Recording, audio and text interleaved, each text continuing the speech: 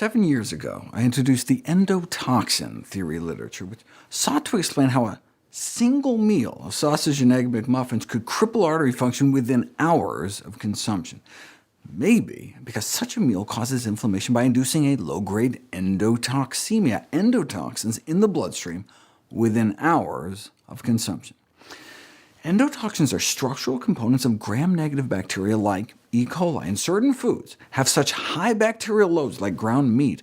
The thought was that it was the endotoxins in the food that was triggering the inflammation.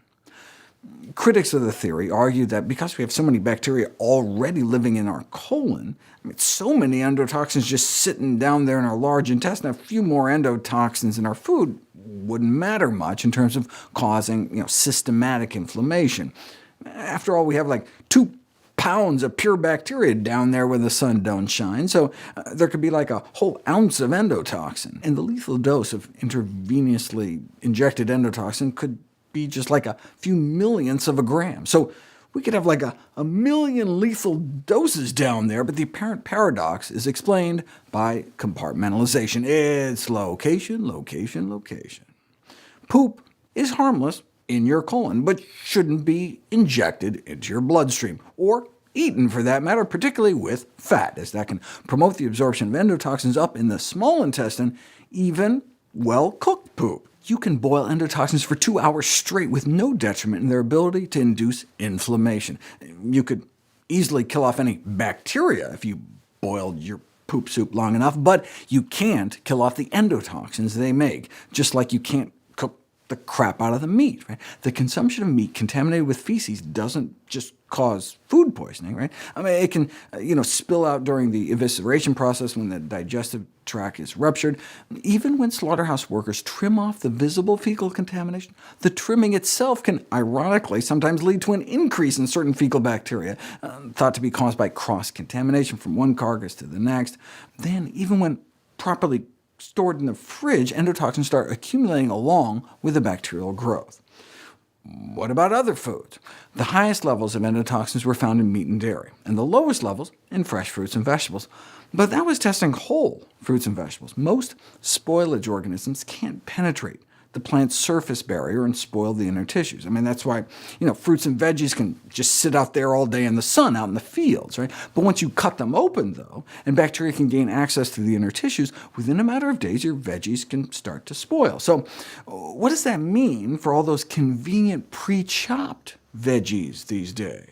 While endotoxins were not detectable in the majority of unprocessed vegetables, once you damage the protective outer layer of vegetables, you diminish their resistance to microbial growth. So while freshly chopped carrots and onions start out with undetectable levels day after day, even kept chilled in the fridge, you start to get the growth of bacteria, and along with them, endotoxin buildup. Not as much as meat, but not insignificant.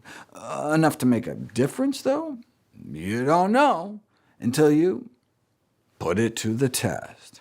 What would happen if you switched people between a diet expected to have a lower endotoxin load to foods containing more endotoxins, like going from intact meat like steaks and whole fruits and vegetables to more like ground beef and pre-chopped veggies and more ready-made meals?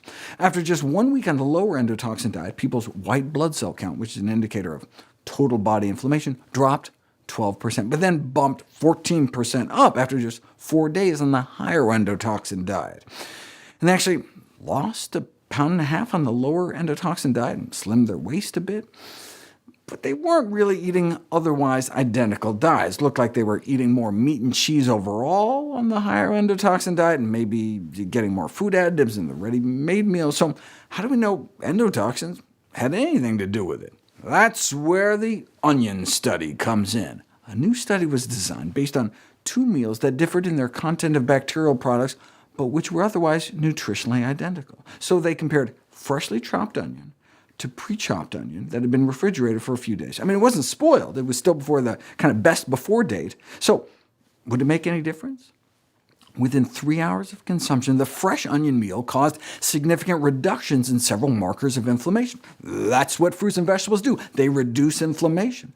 But these effects were not observed after eating the pre-chopped onions. For example, here's one inflammatory marker. 3 hours after eating fresh chopped onions, a significant drop in inflammatory status. But 3 hours after eating the exact same amount of pre-chopped onions, no significant change. So it's not like the pre-chopped onions caused more inflammation, like in the meat, eggs, and dairy studies, but they did appear to extinguish some of the anti-inflammatory effects of the onion. In conclusion, the modern trend towards eating the pre-chopped vegetables rather than whole intact foods is likely to be associated with an increased oral endotoxin exposure.